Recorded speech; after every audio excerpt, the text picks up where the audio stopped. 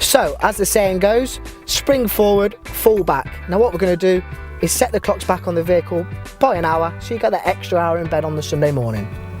So what we'll do is we'll turn the system on, we'll press the menu button there, and we'll scroll till we find clock, enter into the clock, and it's a simple touch to the left for the 10, you press it again, the hour is set, and then the minutes stay the same, you press the same and your clock is then set.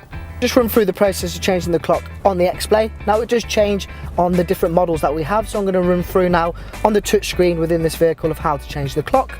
So what you do is you'll turn on the system with the menu button here, go to settings, general, then your clock, and then you can up and down to change the hours, OK, and the clock is set. So if you have any further questions, contact your local Lister Toyota Centre and we'll be more than happy to help you.